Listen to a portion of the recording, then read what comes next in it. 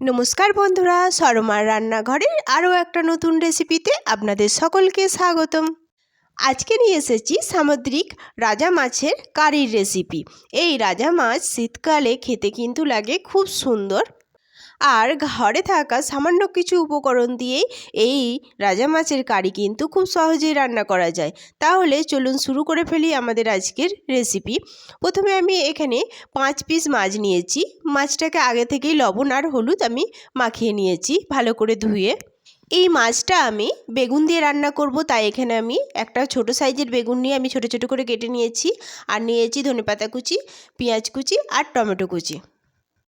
এরপর আমি একটা কড়াই গরম করে নিয়েছি। এর মধ্যে দিয়ে দিচ্ছি কিছুটা সর্ষের তেল। সর্ষের তেল দিয়ে সর্ষের তেলটা খুব ভালো করে গরম করে নেব। সর্ষের তেলে মাছ রান্না করলে কিন্তু এর স্বাদটা দ্বিগুণ বেড়ে যায়, তাই সর্ষের তেলে রান্না করারই চেষ্টা করবেন। এরপর তেল গরম হয়ে গেলে এই তেলের মধ্যে আমি দিয়ে দিচ্ছি মাছগুলো। একটা একটা করে আমি 3 পিস মাছ একসাথে দিচ্ছি, দিয়ে ভাজছি। একেবারে সব মাছ দিচ্ছি না, অল্প তেলে এই 3টে মাছই একবারে ভালো করে ভাজা যাবে। মাছ দিয়ে অপেক্ষা করছি এক পিঠ লাল হয়ে ভাজা পর্যন্ত। দেখুন এখানে আমার এক পিঠ লাল হয়ে ভালো করে ভাজা হয়ে গেছে। এবার আমি এটাকে উল্টে দিচ্ছি। উল্টে দিয়ে অপর পিঠও লাল লাল করে আমি ভেজে নেব। মাছ উল্টানো হয়ে গেছে, এবার অপর পিঠটাও ভেজে নিচ্ছি। এইভাবে এই রাজা মাছের ঝাল করে দেখবেন, অসম্ভব সুন্দর খেতে লাগে। আমার অপর পিঠটাও সুন্দর করে লাল করে ভাজা হয়ে গেছে। এবার মাছটা আমি তেল থেকে তুলে নিচ্ছি। এবার এই তেলের মধ্যেও আমি যে বাকি মাছগুলো আছে সেই মাছগুলো দিয়ে দিচ্ছি। দিয়ে একই পদ্ধতিতে উল্টে পাল্টে লাল লাল করে ভালো করে ভেজে নিচ্ছি। বেগুন দিয়ে এই রাজা মাছের কারি করে দেখবেন, অসম্ভব সুন্দর খেতে লাগে। একবার খেলে মুখে লেগেই থাকবে। এখানে আমি সবগুলো মাছই ভেজে নিয়েছি। এবার এই তেলের মধ্যে দিয়ে দিচ্ছি কেটে রাখা বেগুনগুলো। বেগুন দিয়ে এর মধ্যে দিয়ে দিচ্ছি সামান্য লবণ, আর দিয়ে দিচ্ছি সামান্য হলুদ গুঁড়ো। লবণ আর হলুদ গুঁড়ো দিয়ে আমি এই বেগুনটা একটু লাল লাল করে ভেজে নেব। বেগুন ভাজতে বেশিক্ষণ টাইম লাগে না, খুব অল্প সময়ে বেগুনটা কিন্তু ভাজা হয়ে যাবে। আর বেগুন ভাজার সময় কিন্তু বেগুনটা চাপা না দিলেও হবে। এইভাবে উল্টে পাল্টে মিডিয়াম আঁচে বেগুনটা আমি ভেজে নেব। দেখুন এখানে আমার বেগুন ভাজা হয়ে গেছে। এবার তেল ঝরিয়ে আমি এই বেগুনগুলো একটা প্লেটের মধ্যে তুলে নিচ্ছি। সবগুলো বেগুন আমার তোলা হয়ে গেছে। এবার এই তেলের মধ্যে আমি ফোড়ন দিচ্ছি একটা তেজপাতা, সামান্য গোটা জিরে, একটা শুকনো লঙ্কা দিয়ে ফোড়নটা আমি 1 মিনিট খুব ভালো করে ভেজে নেব লো আছে। ফোড়ন ভাজা হয়ে গেছে। এবার এর মধ্যে আমি দিয়ে দিচ্ছি একটা মিডিয়াম সাইজের পেঁয়াজ আমি কেটে রেখেছিলাম কুচি করে, সেই পেঁয়াজ দিয়ে এই পেঁয়াজটা আমি একটু ভেজে নেব লাল লাল করে। 1 থেকে 2 মিনিট পেঁয়াজটা ভাজলেই কিন্তু পেঁয়াজটা লাল লাল করে ভাজা হয়ে যাবে। দেখুন এখানে আমার পেঁয়াজ ভাজা হয়ে গেছে। এবার এর মধ্যে আমি অ্যাড করছি 1/2 চামচ রসুন বাটা, 1/2 চামচ আদা বাটা। রসুন বাটা আর আদা বাটা দিয়ে আমি এটাকে 1 মিনিট ভেজে নেব। আদা রসুনের যে একটা কাঁচা গন্ধ থাকে সেই গন্ধটা কেটে যাওয়া পর্যন্ত। আমরা এখানে এই মাছটাকে রাজা মাছ বলে থাকি। আপনারা যদি এই মাছের অন্য কোনো নাম জানেন অবশ্যই কমেন্টে জানাবেন। দেখুন এখানে আমার আদা আর রসুন খুব ভালো করে ভাজা হয়ে গেছে। এবার এর মধ্যে অ্যাড করছি আমি হলুদের গুঁড়ো, জিরের গুঁড়ো আর লঙ্কার গুঁড়ো, আর রঙের জন্য কাশ্মীরি লঙ্কার গুঁড়ো, আর দিয়ে দিচ্ছি এক টমেটো যেটা আমি কেটে রেখেছিলাম একটা, আর দিয়ে দিচ্ছি এর মধ্যে লবণ। দিয়ে এটা আমি নেড়েচেড়ে একটু মিশিয়ে নিচ্ছি ভালো করে।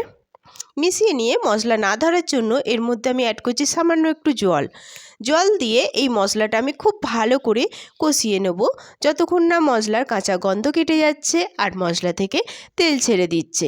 মশলাটা যত সুন্দর কষানো হবে এই মাছের কারিটা কিন্তু ততটাই সুন্দর খেতে হবে। দেখুন এখানে আমি মশলাটা খুব ভালো করে কষিয়ে নিয়েছি, মশলার উপর থেকে তেল ছেড়ে দিয়েছে। এবার এই মশলাটা আর একটু নেড়ে ছেড়ে মিশিয়ে নিয়ে এর মধ্যে আমি অ্যাড করছি 1 কাপ জল। জলটা আপনাদের ইচ্ছে মতো দিতে পারেন, আপনারা যেরকম ঝোল রাখবেন সেই অনুযায়ী জল দেবেন। আমি এখানে 1 কাপ জল দিয়েছি। জল দিয়ে ভালো করে মশলার সাথে নেড়ে চেড়ে মিশিয়ে নিয়েছি। মেশানো হয়ে গেছে। এবার এর ওপর দিয়ে আমি দিয়ে দিচ্ছি 2 চামচ সর্ষে বাটা। সর্ষে বাটাটা আমি সবসময় এভাবে জলের ওপরেই দিই, তাহলে কিন্তু সর্ষে বাটাটা আর তেতো লাগে না। এইভাবে সর্ষে বাটা দিয়ে আমি নেড়ে চেড়ে ভালো করে আবারও এই ঝোলের সাথে মিশিয়ে দিলাম সর্ষে বাটাটা। এবার অপেক্ষা করব ঝোল ফুটে ওঠা পর্যন্ত।